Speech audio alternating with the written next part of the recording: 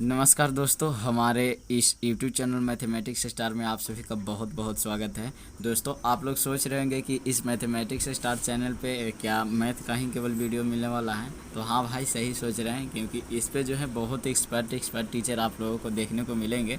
तो आप लोग इस चैनल को सब्सक्राइब कीजिए और कमेंट सेक्शन में लिख कर बताइए कि हम लोगों को वीडियो आप लोगों को कैसा लग रहा है। तो चलिए, हम लोग आज जो है स्टार्ट करने वाले हैं भाई कि हमारा जो है चौथा प्रश्न कर रहा है कि भाई संख्या रेखा पर निम्नलिखित संख्याओं को प्रदर्शित करें। देखिए, प्रदर्शित करने का मतलब है इसको दर्शाना है भाई, दिखाना है कि हमारा जो है संख्या रेखा जो देखते हैं उस पे जो है हमारा √3 किस पोजीशन पे आएगा। तो इसी पे आप लोगों को देखना होगा। तो यहाँ से आप लोग समझ सकते हैं कि हमारा जो है √3 को किस तरह से दर्शाया जाए। तो देखिए भाई, √3 को दर्शाना बहुत ही आसान है, क्योंकि देखिए अगर आप लोग कभी भी संख्या रेखा पर दर्शाने के लिए देखते होंगे तो सबसे पहले आप लोगों को एक स्केल से खींचना होगा, बहुत बड़ा लाइन खींचना होगा, ठीक ना। अगर उसको खींचते हैं तो इसमें क्या है, आप लोगों को बताए थे कि हमारा जो बीच में होता है वो हमारा ओरिजिन होता है। यानी कि ओरिजिन कहने का मतलब है भाई इसका मूल बिंदु होता है। और इस तरफ आप लोग जाइएगा तो निगेटिव हो जाएगा, इस तरफ जाइएगा तो पॉजिटिव हो जाएगा। तो यहाँ से आपको क्या करना है, पैमाना लेना है, कोई भी चीज़ हो सकता है। आप सेंटीमीटर भी ले सकते हैं या इंच लीजिएगा तो और बेहतर होगा, ज़्यादा क्लियर देख पाएगा। तो 1 इंच यहाँ से मापिएगा, यहाँ से लीजिएगा, हमारा जो एक पोजीशन यहाँ पे आएगा इसका जो दूरी हो जाएगा हमारा 1 हो जाएगा, ठीक ना। यहाँ से 1 इंच लेना है। इसके बाद जो यहाँ से देख रहे हैं इससे भी हमारा इसी को नाप करके मतलब जो है यहाँ से चाप काटिएगा तो हमारा जो है इस तरफ भी 1 इंच का चाप कटेगा, ठीक ना। तो यहाँ से भी जो है आपको 1 इंच ले लेना है। और फिर इसको अगर आप लोग मिलाइएगा, जैसे एक यहाँ हो गया, एक यहाँ हो गया, तो हमारा अगर पाइथागोरस प्रमेय से देखिएगा तो हमारा क्या हो जाएगा, OAB हो जाएगा। ए हमारा एक त्रिभुज देखने को लिए मिल रहा होगा आप लोगों को, ठीक ना। तो यहाँ पे एक त्रिभुज बना, तो ए हमारा अगर पाइथागोरस प्रमेय से आप लोग देखिएगा तो हमारा H बराबर क्या होता था, हमारा रूट अंडर कि P² + B² होता था, जो कि हमारा जो है आप लोग जानते ही होंगे। तो यहाँ पे क्या करना होगा, ये हमारा जो है P² और B² को जोड़िएगा तो हमारे यहाँ पे दोनों तो एक है, तो एक के स्क्वायर कीजिए, कुछ भी कीजिए भाई, दोनों में फ़र्क एक ही रहने वाला है। यानी कि भाई यहाँ से हम लोगों को √2 देखने को मिल जाएगा, ठीक ना। लेकिन हम लोगों को √2 तो दर्शाने के लिए बोला नहीं है। तो यहाँ तो हम लोगों को भाई √3 को दर्शाने के लिए बोल रहा है, इसलिए जो भाई यहाँ से आप लोग कुछ अगर माइंड लगा सकते हैं तो अपना लगाइए। देखिए भाई, अगर आप लोग इसको अब √2 मान लिए तो हमारा एक ए भी तो हो सकता है। हमारा अगर मान ले यहाँ पे अगर H निकाले हमारा, जिसे मान लेते हैं एक √2 हो जाएगा हमारा, मान लेते हैं यहाँ पे √2 हो जाता है। और इसके साथ अगर आप एक जोड़िएगा तो हमारा यहाँ से एकदम फाइनली अगर आंसर देखिएगा आप लोग तो क्या हो जाएगा, स्क्वायर से अगर रूट यहाँ ख़त्म कीजिएगा तो 2 अगर बाहर आएगा तो ए भी इसके अंदर भी रूट चढ़ जाएगा, ठीक ना। तो इस तरह से आप लोग समझ सकते हैं हमारा जो है भाई किस तरह से काम कर रहा है। तो यहाँ से जो हमारा भाई √3 निकल कर आ जाएगा, और ये √3 जब आ जाएगा तो इसको संख्या रेखा पर दर्शाना हम लोगों के लिए आसान हो जाएगा। यहाँ से आप लोग देखिए भाई क्या करना है हम लोगों को, इसके लिए भाई फिर क्या करेंगे, इसको यहाँ से 90 डिग्री बना देंगे, ठीक ना। 90 डिग्री पर 1 इंच लेना है यहाँ से भी, ठीक ना।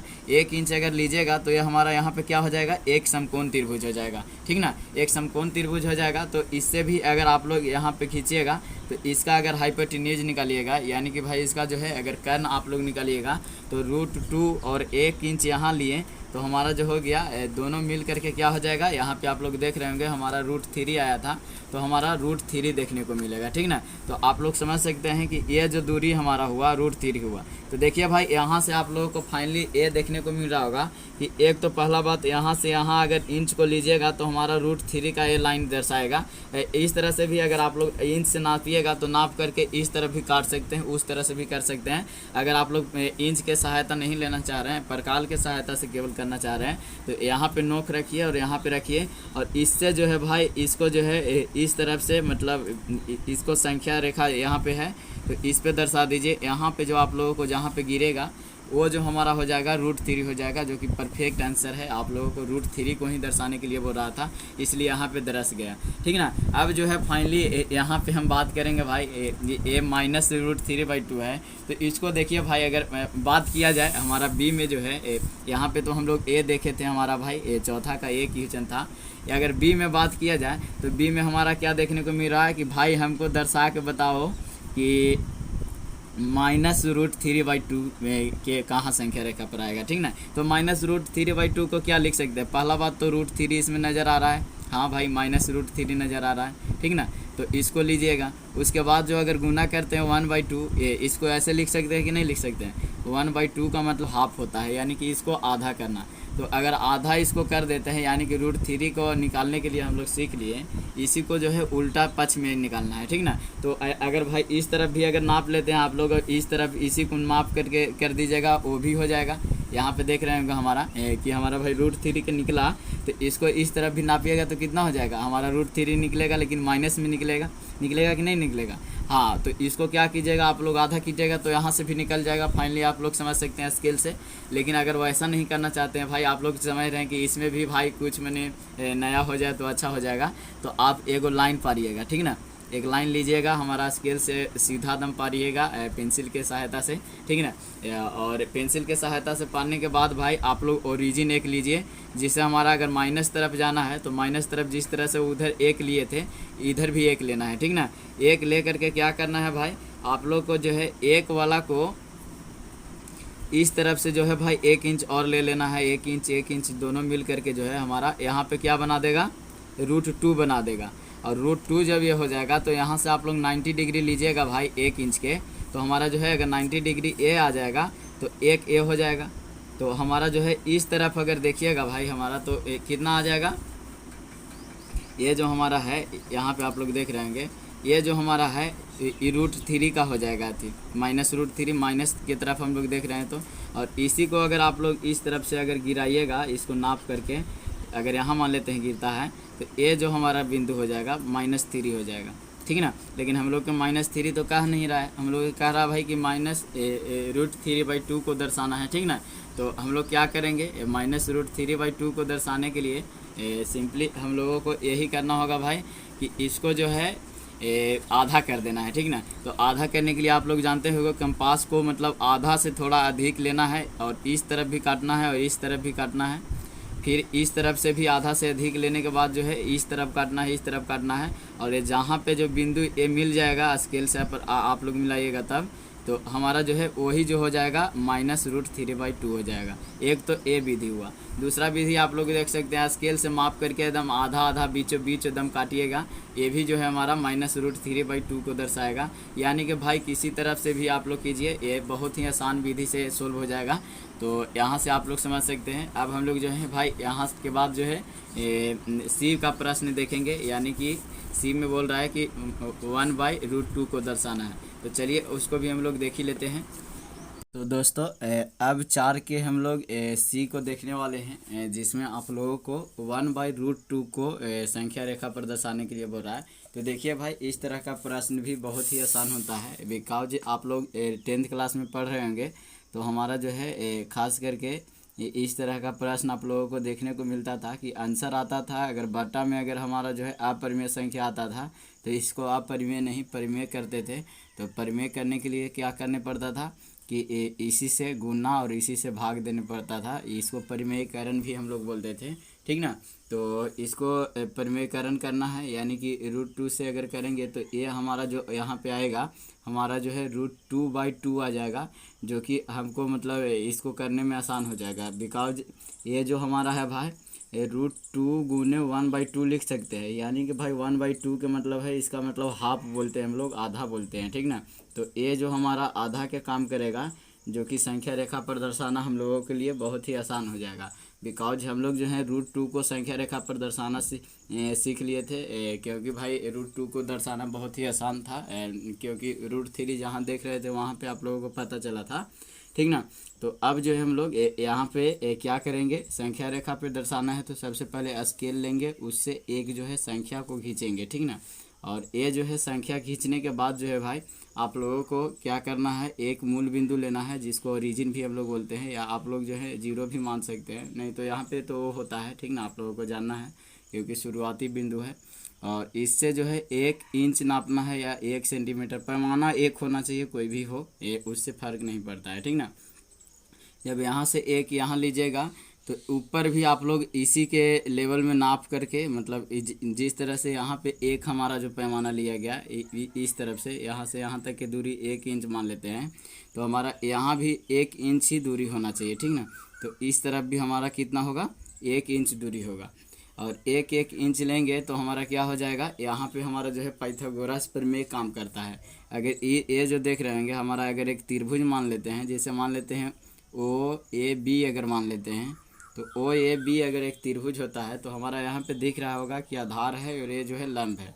तो हमारा अगर कर्ण निकालना रहता था तो हम लोग क्या करते थे, लंब का स्क्वायर प्लस आधार के स्क्वायर करते थे, ठीक ना।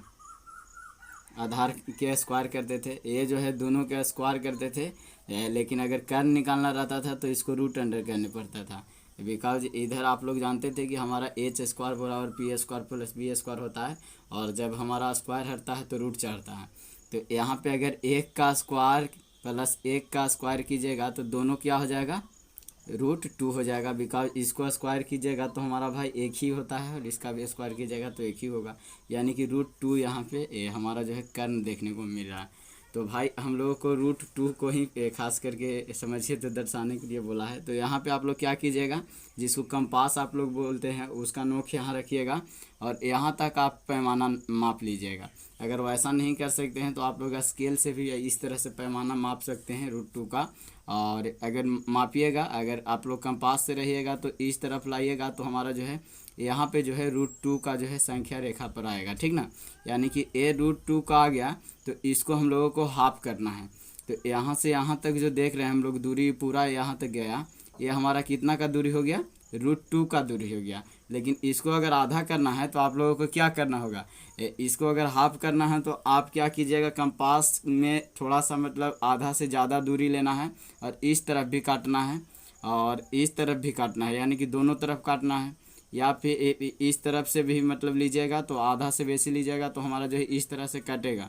और ये जो हमारा दूरी आया भाई, मान लेते हैं यहाँ पे आता है हमारा, ये जो हमारा होगा दूरी हो जाएगा कितना, √2/2 हो जाएगा। यानी कि भाई जिसको हम लोग बोल सकते हैं कितना, 1/√2। यानी कि हमारा संख्या रेखा पर अगर दर्शाना रहे तो हमारा यहाँ पे जो आया हमारा ये दूरी आया 1/√2, जो कि मतलब एक सही बोल सकते हैं हमारा आंसर है, ठीक ना।